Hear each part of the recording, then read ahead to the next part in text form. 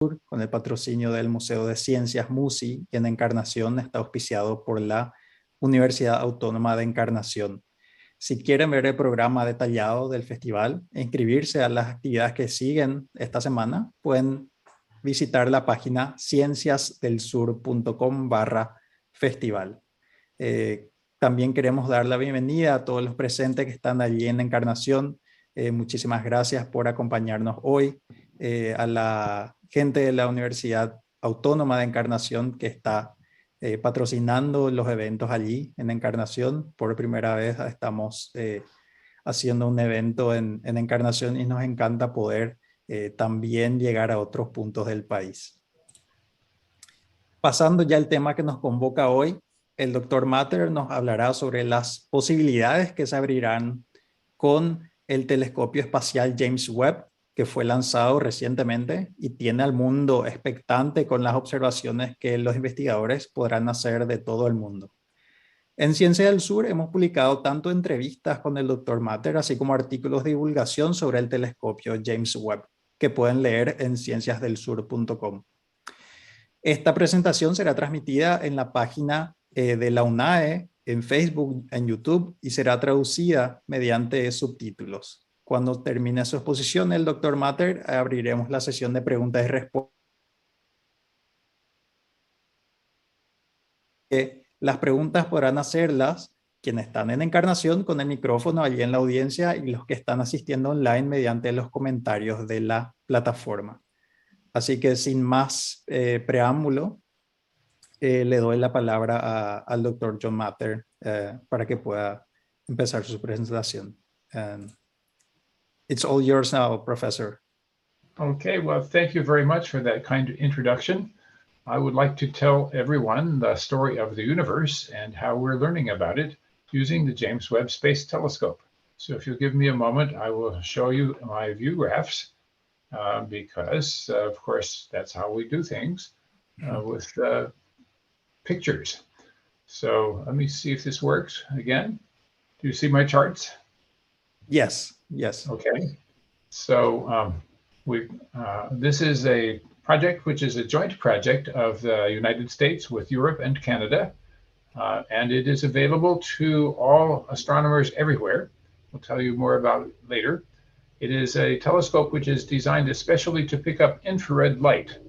Infrared light is light that has somewhat longer wavelengths than the light that you can see with your eye, and it has many interesting advantages for discovering new things. I am the senior project scientist. I work at NASA's Goddard Space Flight Center, which is just outside Washington, D.C., here in the United States. And it's taken about 10,000 people to build this observatory, as well as all of the scientists and the three space agencies.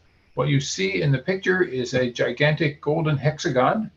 That is the great mirror that collects the starlight and focuses it into the instruments. It is 6.5 meters across, and it has to be folded up to fit inside the launch vehicle, a rocket, so that we can get a telescope bigger than the rocket. It is protected from the heat of the sun, the earth, and the moon by what you see here is a large gray object. It's actually 5 thin layers of thin plastic covered with metal to keep the sunlight away and the heat away, so the telescope can be very cold, approximately 50 degrees above absolute zero. So I will show you more about why we need the infrared light in a bit. But before I do that, I want to talk about the history of the universe and the beginning of understanding. So about 2,000 years ago, ancient people already knew of the idea that solid objects and liquids were made of atoms, tiny fragments which are too small to see, but could be arranged in patterns to form the objects we do see. So this was what the poet said long ago. Everything is made of tiny things. They stick together, become things you can see and give names to, and then as time passes, they disappear. So that's a pretty remarkable insight for 2,000 years ago. Now I'll show you the more modern version. How did we get here? So We have discovered the laws of quantum mechanics almost a century ago. And now we understand that they determine the properties of everything, solids, liquids, gases, everything else. And we have some amazing and puzzling equations to use that describe how everything that you think of as a particle actually behaves like a complex wave, using complex numbers and not just ordinary real numbers. And that everything that seems to be a wave also behaves a bit like a particle from time to time. So it's fascinating and challenging, but it seems to be true. And that's important because everything from chemistry to physics to the possibility of life is determined by the properties of the particles, which are themselves determined by quantum mechanics. So if you ask, is quantum mechanics important? Yes, of course, we are here because of it. We know that the universe is expanding, and it was very smooth and very hot when it was young.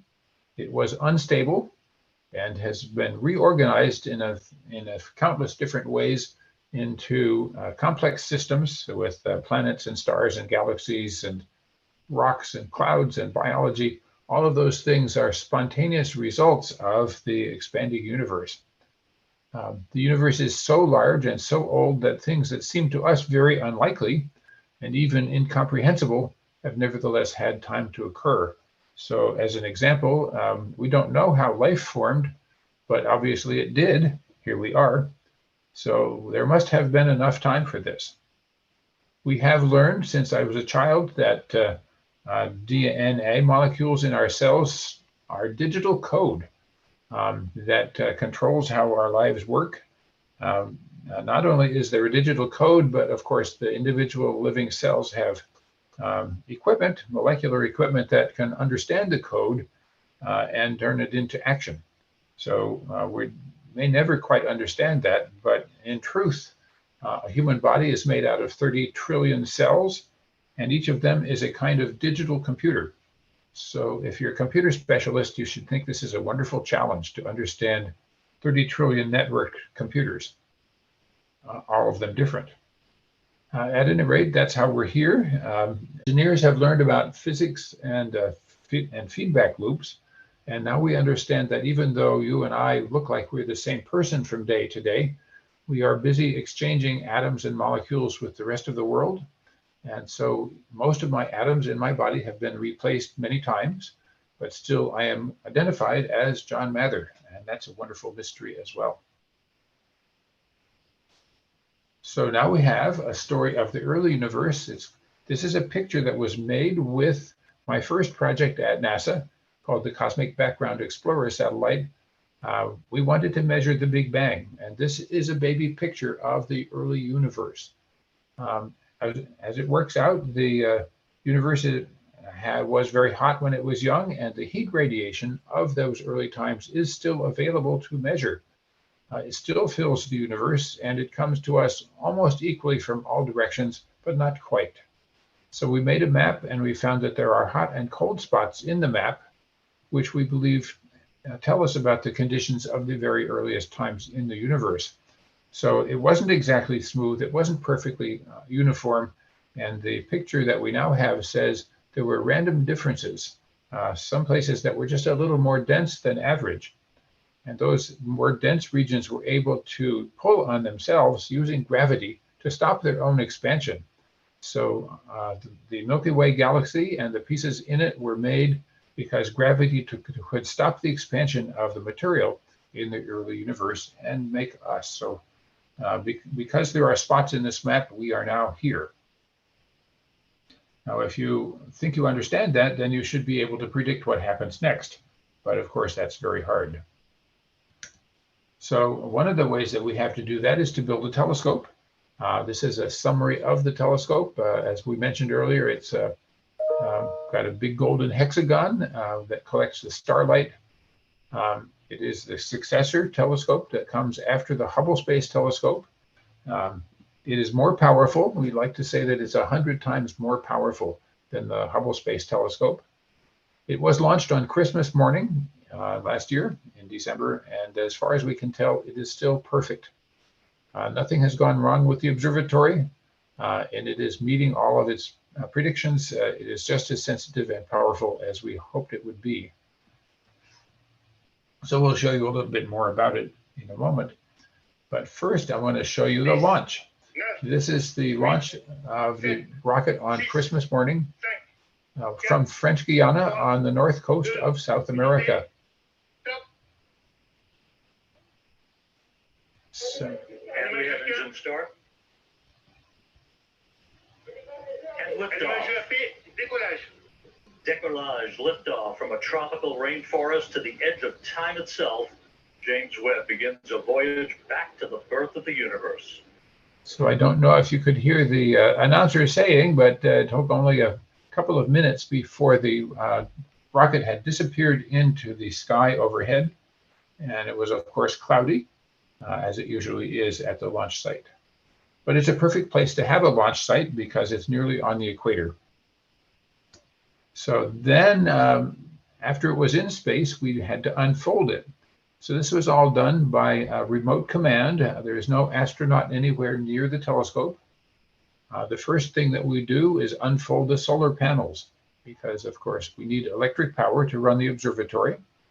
The second thing was to unfold the antenna that points back at Earth so that we can talk to the telescope, send and receive data very quickly.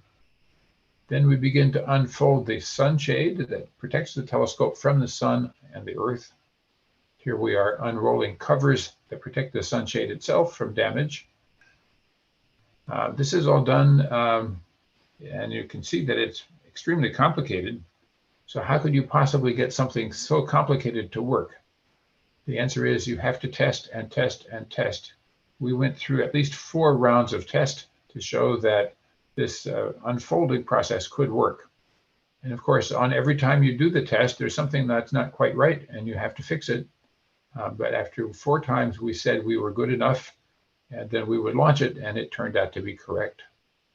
Another way that we have to follow it is to make sure that there are 2 ways to do everything. So there are motors in there and other things, and every such motor has 2 sets of electrical controls, 2 sets of motor windings, and 2 sets of electronics. So that's part of how we get this to be capable of unfolding and working properly in outer space. All the same, we were all, of course, very alert and a little bit nervous to see if it would really do what we promised you that it would do.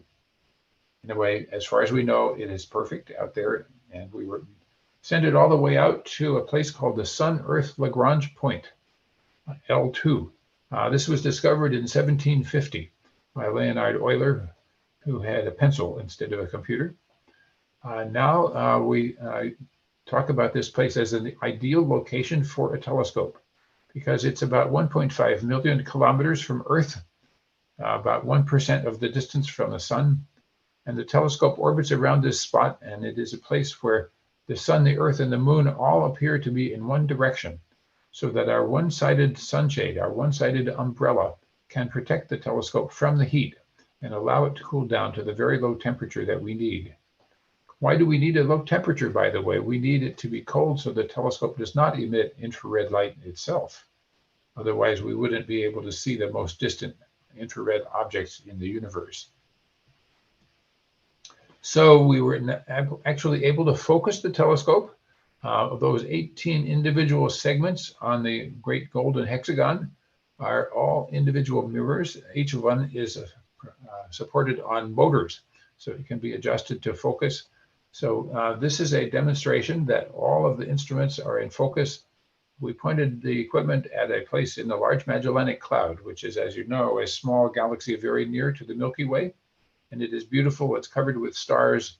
And what you see mostly are stars in the picture. But in the upper right corner, you see also a picture from the mid-infrared instrument, which sees a little bit longer wavelengths. And you see that it has clouds of dust out there. So dust is a very important part of our history, locally and cosmically. So it all works beautifully. It is exactly as sharp as it was supposed to be. Here's an example showing our comparison with the telescope that we launched before. There's another infrared telescope in space called the Spitzer Space Telescope. The new telescope is about 8 times as large. So the picture is much sharper and it shows many, many, many more stars. So we're very proud of that. And you can also see the streams of dusty clouds that are out there in the Magellanic Clouds. So what are we going to look at with the Webb telescope? We are looking for everything from the beginning till now. The first object formed in the universe maybe 100 or 200 million years after the expansion began. And so we're looking for those first objects, stars, galaxies, black holes, whatever they are. It's a little bit mysterious because we've never had direct evidence of those earliest moments. Then we'll be looking at how the galaxies grow. The Milky Way galaxy, that's our home, appears to be made out of 1,000 little pieces that were pulled together by gravity over the course of billions of years. The Magellanic Clouds that, of course, you can see with your eyes because you're in the south, and I cannot because I'm in the north. Those are two similar parts to the thousands that have already been swallowed up by the Milky Way. At any rate, this is a story. We'd like to check it by looking back in time to see what galaxies were like when the universe itself was young. We will be looking at stars being born today. The picture in the lower left is called the Eagle Nebula.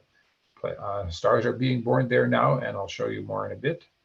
And finally, we want to look for planets themselves and to try to understand something about where and when did life appear. Is it only on Earth or elsewhere? So, of course, that's a very hard problem, and we'll not be able to give you the whole answer anytime soon. So that's our 4 major scientific themes from the beginning till now. So some examples. Oh, first I want to show you for the professional astronomers, we have cameras and spectrometers. Camera just takes a picture, just ordinary, but we use much longer wavelengths of light. We cover all the wavelengths from 0.6 microns, which is red light, and you could see that with your eye, all the way out to 28 microns, which is much longer, and we certainly cannot see it. This requires special kinds of infrared detectors that have been perfected for this purpose. So we also have spectrometers that cover the entire wavelength range. A spectrometer spreads the starlight or the galaxy light out into colors, so you can see what are the materials that make up that object. We can get the chemistry of the object, we can get the temperature of the object, we can learn something about its motion, either toward or away from us, or even its internal motions from the details of spectra like that. So how good is this telescope? Well, if you were a small gray object, what we would call a bumblebee, a small insect, at the distance of the moon from the Earth, we would be able to get a picture of you if you would sit still for a long time. Both the sunlight you reflect and the heat that you emit, we would be able to detect it with the Webb telescope. We are also able to look at very bright objects. Mars and Jupiter are extremely difficult because they're extremely bright, but we did make sure we have a way to measure them as well. And finally, we are able to look at things that move in the solar system. They're bright, but they also move, which is different from all the other stars. And if we even get a new interstellar comet coming, like the one that was detected a few years ago called Oumuamua, we would be ready to point the Webb telescope at that. So here are examples of things we'll be looking at. This is the picture called the Hubble Deep Field. Astronomers decided to point the Hubble telescope at an empty place in the sky for 2 weeks. And after they had made this very long time exposure, they found thousands and thousands of galaxies and just a few stars. The thousands of galaxies were more than we expected. Then they also said, okay, astronomers, we hoped we would be able to see the formation of the most distant galaxies, the most early galaxies, but the Hubble telescope was not able to do it. Number one, it is too small. And number two, it does not see long enough infrared wavelengths to be able to pick up the light from those most distant objects. Because as the universe grows and light travels through it, the light waves also expand in wavelength.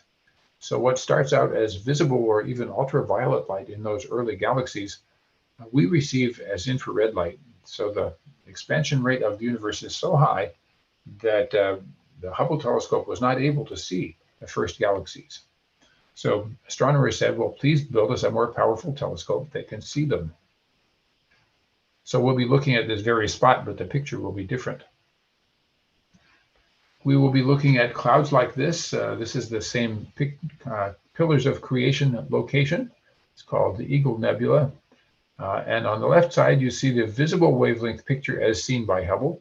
You can see that it's beautiful. It is full of clouds of dust, which are very opaque. They prevent us from seeing inside where the stars are being born today. But infrared light can go around dust grains, not just bounce off them. And that's because light is a wave, and it has a wavelength, and waves can go around objects. So infrared capability lets us see partly inside this cloud. The Webb telescope will have much longer wavelength infrared capability, and we'll be able to see right in, see the new stars being born there. We will be looking at everything in the solar system from Mars on outwards. We will be able to look at Europa, which is a satellite of Jupiter. It has an ocean. It's covered with ice. And the ice has cracks in it, and water comes out from between the cracks. And once in a while, we can see that with the Hubble telescope. We will be watching with the Webb telescope also. And eventually, we will be sending a probe, a NASA probe, to fly through the water jets that come out to see, do they have any signs of life? Do they have molecules like hydrocarbons, complex molecules that might show that something's going on in that water underneath? We'll be also watching Titan. Titan is a satellite of Saturn, which has clouds. It has weather. It has rain and lakes. The rain and the lakes are made of hydrocarbons, hydrocarbons like methane and ethane. So it's a very interesting place. And we are sending a probe out there with its own helicopter called the Dragonfly, but not for a long time. And I think 2036 might be when it gets there. At any rate, we'll be watching it with the Webb telescope because this is another interesting spot. This is a place where nature has done an experiment for us. It has set up conditions where if life is possible using liquid hydrocarbons instead of water as a basis, then we should look there. We will be looking at planets around other stars. They're very, very hard to see, but once in a while, a planet goes in front of its star, as this sketch is showing you, and blocks some of the starlight. So when that happens, some of the starlight goes through the atmosphere of the planet, if it has an atmosphere, and comes through to our telescope, and we look for that to see if there are any signs of molecules in that atmosphere.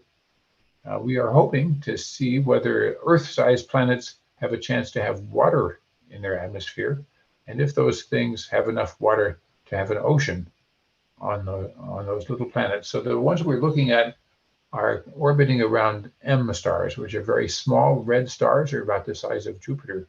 So that even if we do find something out there, we'll say, well, it's not like home yet. But this is the beginning of searches for signs of life on planets around other stars. So you can participate. We have chosen 13 programs where their data will be released publicly as soon as they are taken. If you want to find more details about them, you look for JWST ERS, which is Early Release Science, and everyone will be able to get the data from the website. If you're an astronomer or you have astronomer friends that are good at this, we will be asking for new proposals to look at new objects, and they will be due in not quite a year from now. So, by the way, if you're a young person and you don't know whether your idea is good enough, we can still send it in because we do not know who you are. We have set up a proposal process called dual anonymous. That means that you don't have to be old and famous to win a proposal. And so that works. We're very proud of that. There are many ways for Spanish speakers to find original material. So here are a few.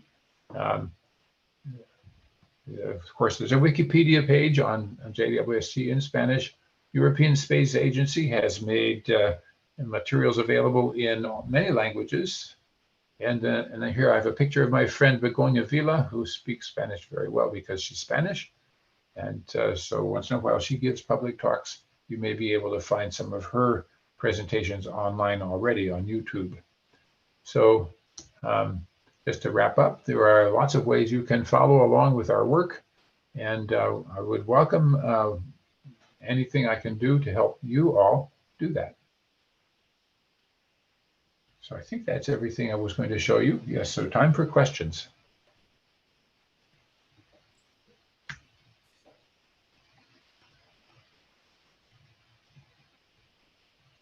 Perfect. Thank you so much for this presentation, Professor Mather. And now we are going to move to the questions. Pasaremos a las preguntas del público, también las personas que nos están siguiendo a través de Facebook y YouTube. Vamos a ir leyendo las preguntas que tengan para el profesor Mather. Ahí vemos algunas personas en la audiencia que están levantando sus manos. Dani, aquí desde Encarnación ya tenemos algunas. Pueden levantar la mano, porfa. Le vamos a dar primero la palabra a nuestro invitado de honor también, el doctor Gustavo Romero, director del Instituto Argentino de Radioastronomía.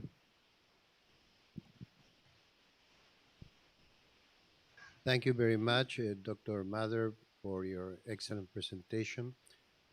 My question is regarding the synergies that you foresee between the James Webb Telescope and other major facilities we have here on Earth. For instance, the Atacama Large Millimeter Telescope. What can you say about that? Yes, whenever anyone discovers anything exciting with a telescope, they always say, well, can I look at it with another telescope? So we have many telescopes available. We have the Atacama Large Millimeter Array, not so far from you. We have several other optical telescopes that pick up visible and infrared light up in the mountains nearby the Atacama telescopes. We have telescopes in Hawaii, and even more powerful telescopes are being built as we speak. The largest one is European. Its diameter is 39 meters. Two other international projects called the Giant Magellan Telescope and the 30-meter telescope are also under construction. So those are being built, and they have the advantage that they're much bigger. So if you can observe at the wavelengths that come through the Earth's atmosphere, then they are the perfect tool. So the Webb telescope observes at infrared wavelengths, most of which do not come through the Earth's atmosphere very well. And so they're completely complementary. So that's how partly the synergy, and it's very, very active. Every astronomer has friends that work with every other telescope. So if you see something, you will ask for your friends to give you time on another telescope.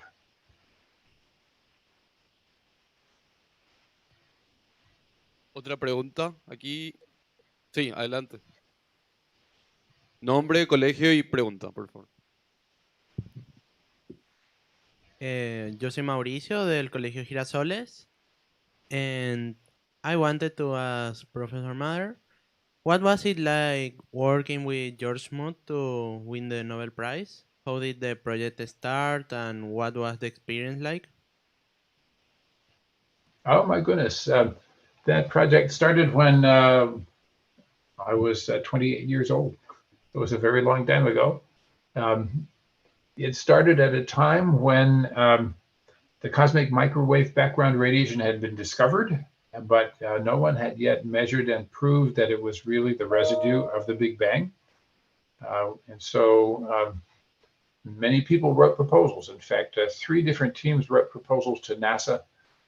My team that I organized proposed 4 separate instruments on one spacecraft to make a measurement of the spectrum to say, is this cosmic radiation really cosmic?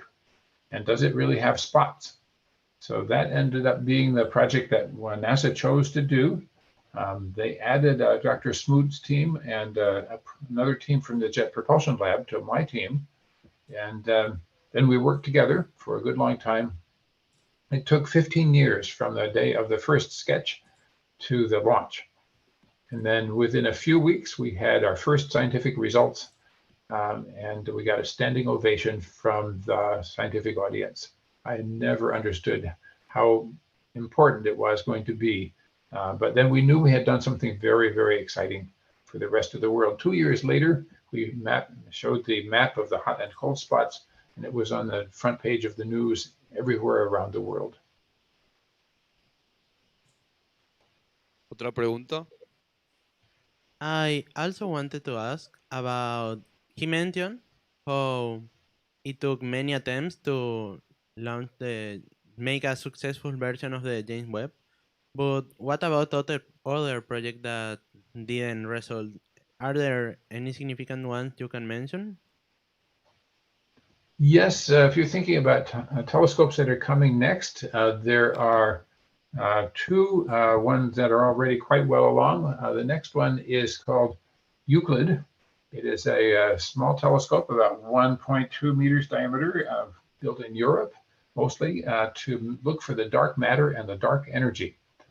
And I think maybe that goes up next year. Then in about 2027, the United States is putting up a project called Nancy Grace Roman Space Telescope. It's twice as big and is also aimed at similar science, but differently. Trying to, and both of them, by the way, will observe a very large amount of the sky, so be able to find things that are very rare and very unusual. So if they see something that's unusual, they will call us up and say, we found something very strange. Can we look at it with the Webb telescope? And of course, they will also call up all their friends at all the other telescopes. Can I use your telescope too? After that, we have many great ambitions. I mentioned the 3 gigantic telescopes on the ground, and there are more coming after that. Otra pregunta más del público. Sí, adelante. Yes, I want to ask, how long is the telescope expected to work? As far as I know, it's impossible to make repairs or upgrades. That's correct. We have no way to upgrade it or refuel it, but its life is limited by fuel. It needs fuel to stay in the right orbit, and when we're done with that, we're done. So we think that will last for 20 years.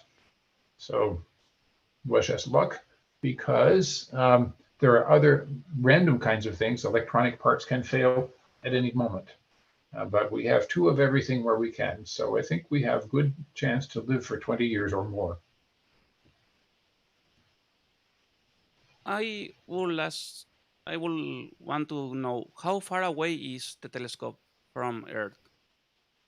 1.5 million kilometers. Ok, otra pregunta por aquí. Bueno. Sí, aquí.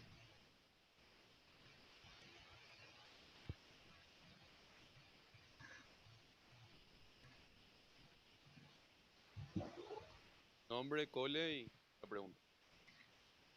Hello, my name is Máximo Lopez. I'm from 𝐏𝐫𝐞𝐬𝐭𝐢𝐯𝐚 School.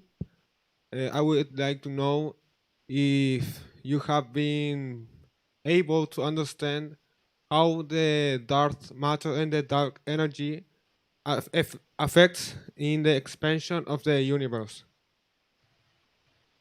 Yes, we do have some understanding of how they work. We don't know what they are. So how do we know? Well, dark matter seems to have gravity. So how does gravity work? Well, it makes things orbit. The first way that we knew there is dark matter is people could see that the stars in the Milky Way and in other galaxies are going around too fast. They're going around so fast that they would fly apart if there were not more gravity coming than you can imagine coming from the stars. So we measure the mass of the galaxy, and it's much bigger than you can account for with ordinary matter. So that was the first evidence of dark matter. Then we have evidence of the dark energy coming from the rate of expansion of the universe itself. We took pictures with the Hubble Space Telescope, and the most distant supernovae, which are more or less standard kinds of objects, were about 20% fainter than they should have been. So that means they're about 10% farther away than we thought they were. And that means something's going on. The universe must be speeding up to explain that. So that's a big surprise for most astronomers. But a Nobel Prize was given for it, so now we know.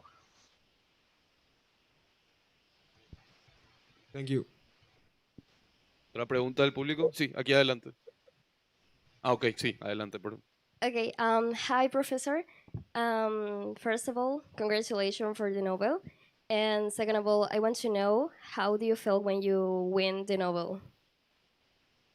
Oh, well, thank you. It's the first question was, what am I going to do with the rest of my life? Because now I'm famous. And so I have to be very careful and not to say things that I don't know anything about. And then go enjoy a big party. So as it happens, when you go to Stockholm, they have parties and speeches for 10 days. So it's the biggest science party I have ever imagined. And then come home and try to go back to doing real work. You? Aquí. ¿En español? Sí, claro, en Spanish. Bueno, soy Leonardo Gómez de la Fuente del Colegio Divina Esperanza y yo quería preguntarle a usted en su rol de divulgador científico, ¿qué podría decirnos acerca de esta foto del agujero negro que está en el centro de nuestra galaxia, el Sagitario A? Okay, Natasha is translating this for me. Voy a pedir, por favor, voy a traducir. I'm going to translate by voice. ¿Podrías hacer la pregunta de nuevo? Que él, o sea, usted en el rol de divulgador científico, ¿qué podría decirnos acerca del agujero negro que está en el centro de nuestra Tierra? What can you tell us about the black hole at the middle of the universe? Oh, well, actually, not quite the middle of the universe, but every galaxy has a black hole. And that was a big surprise for astronomers. So a black hole, as you know, is a place where there's so much matter in one place that nothing can get out again because gravity is so strong. So every galaxy has one. This was a great discovery from the Hubble Space Telescope. Now we'd like to know, where did they come from? Did they come to us from the Big Bang? Were they there in the beginning? Or did the galaxies produce them? Or did the galaxies grow around them? So these are all wonderful questions and extremely difficult to answer. So black holes are everywhere. Every galaxy has them, and there are small ones as well as big ones. Adelante. Hola, me llamo Iván Castillo, soy del Colegio Divina Esperanza y me gustaría saber que ha estado hablando durante toda la reunión, por así decirlo, sobre los rayos infrarrojos, pero de los beneficios que tiene. Pero ¿por qué tiene estos beneficios tan especiales que lo hacen tan único? Gracias. He wants to know about infrared light and its many benefits, and why does it have such incredible benefits? Okay, so infrared light is special for 3 reasons. Number one, the expanding universe stretches out the light of the distant galaxies. So what starts out as visible wavelengths becomes much longer, and then that's infrared. So if you want to see the most distant universe, you have to have an infrared telescope. The second thing is that infrared light can go around dust grains that obscure our view of those beautiful places where stars are being born today. So you can see through the clouds with infrared light. And the third thing is that some things are just not warm enough to emit visible light. If the temperature of an object is below about 1,000 degrees, you can't see it with visible light, but you can pick up the infrared, the heat that it sends out. So if you want to see a planet directly, you need an infrared or you might need an infrared telescope. So those are the three big reasons. ¿Una otra pregunta del público? Dani, ¿tenés preguntas de la audiencia? Por ahora no, Edu. Estamos ahí expectantes del público en Encarnación que... Sí, acá tiene más preguntas los chicos. Adelante. I have another question, and it's about what books you will recommend about the topic or that you read in some moment that you didn't explain this in a more simple way for anyone who is interested. Oh my goodness. There's a really nice book by Max Tegmark recently, 𝐿𝐸𝐺𝐸𝐸. And I don't remember the title of the book, but I remember thinking that's a wonderful book. He's a really good writer.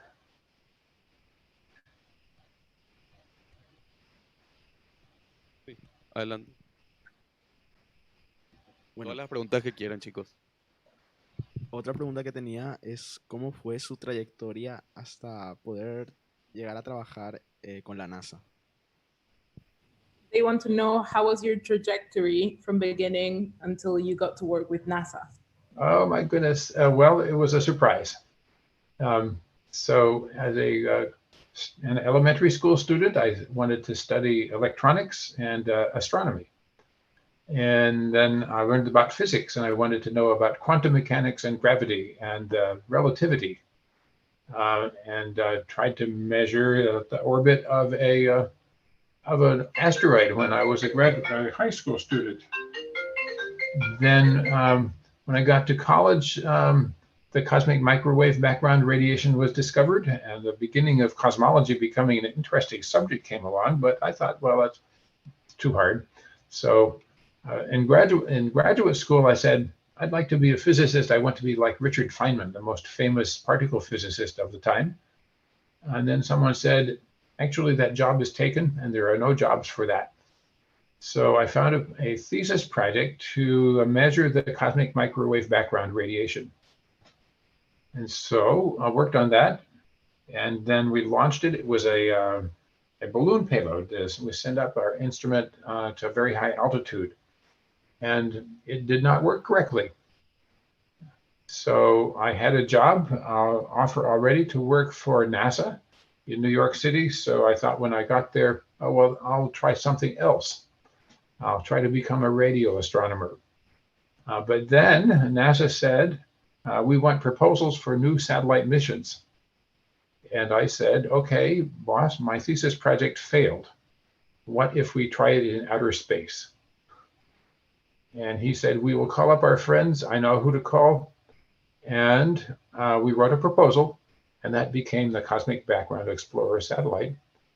And that's why I'm famous.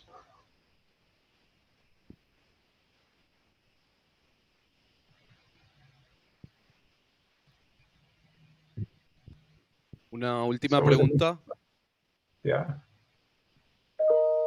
Hello, my name is Sebastian, and I'd like to know more about the 𝐏𝐸𝐸 observatory. Like, I searched it a month ago.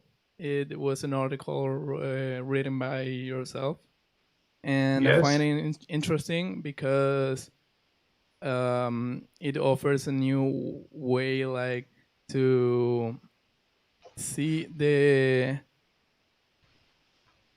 exoplanets and to understand why our universe or why our planet has met the requirements to life directly, and what would happen if we combine it with as in it is in hybrid observatory. What would happen if we combine it with infrared technology? Yes, just a moment. I have to answer a text message here, but I'll be back in a second.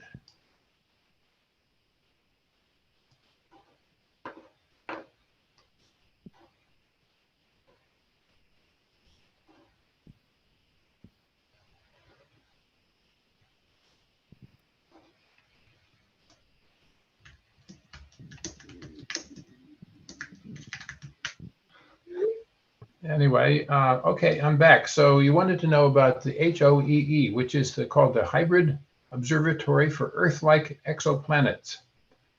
So it combines a giant telescope on the ground, ideally the biggest one, the 39-meter diameter telescope in the mountains in Chile, with a separate part in space.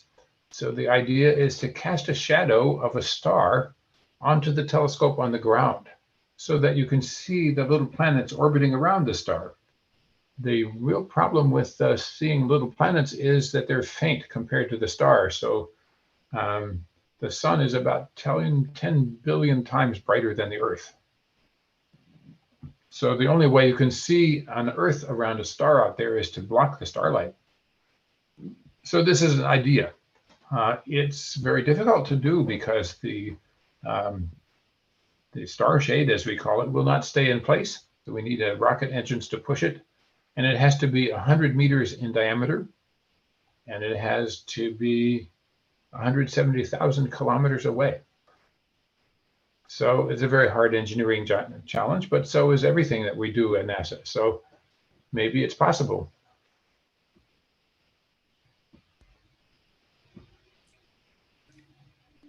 Hello, I'm 𝐏𝐫𝐞𝐬𝐭𝐢𝐯 from Sunflower School, and I want to ask you more about the COBE project. Oh, the COBE, yes. Yes, it was, this is the one I talked about earlier that came from my failed thesis project. Anyway, it was eventually was launched in 1989, and it had 3 instruments on board. One to measure the spectrum of the Big Bang radiation. And we did extremely well. We could compare it with a perfect prediction of the early universe. It's called a black body spectrum. And we got it exactly right within 50 parts per million. So the universe is anyway, that was perfect, confirms the expanding universe story. Then we made the map that I showed you, the hot and cold spots. And those hot and cold spots are very faint. The temperature of the cosmos is about 2.7 degrees above absolute zero. And those spots are 1 part in 100,000 of that. So a few micro degrees temperature variation from place to place. We had a 3rd instrument on board, and it was looking for the light of the first galaxies, which might possibly fill the universe even if you couldn't find the galaxies. So that's still a big challenge. We haven't really explained that. Thank you. I have one last question, and if I may. Yes. Perfect. Yes, we have, well, it's a question from the audience that I received, but also I would like to know, Professor Mather, what is the selling point for pursuing a scientific career? What has been the most fulfilling part of your career, personally and professionally, and why would you recommend young people to pursue a scientific career? Yes, well, of course, there are 2 parts. One is it's a pleasure to do it. It's wonderful to discover something that's never known before. But of course, the second one is that I really have a sense that it means a lot to the rest of the world when we discover something scientific. It's a way of contributing to human knowledge that will never be lost. When you discover something that's never known before, we can keep that fact.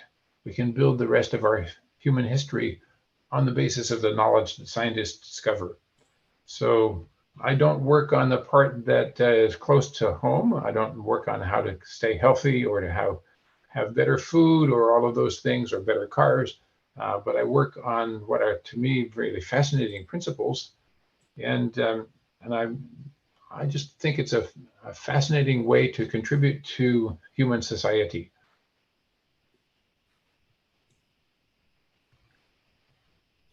Perfect.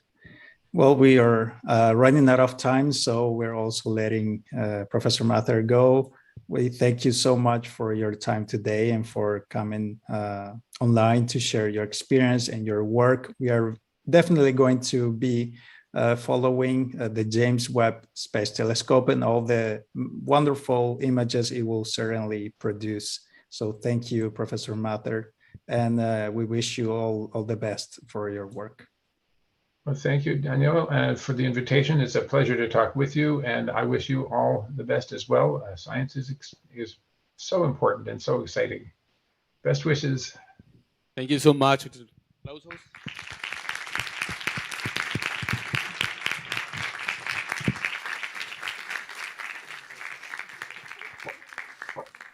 Bueno, para los que nos siguen, estamos brevemente, vamos a volver a estar con el siguiente webinario de hoy de nuestro festival sobre el libro Antología del Paraguay con los investigadores Andrew Nixon, Peter Lambert y el moderador, nuestro editor Carlos Galeano Ríos. Así que en breve estamos de vuelta y muchas gracias a todos por asistir.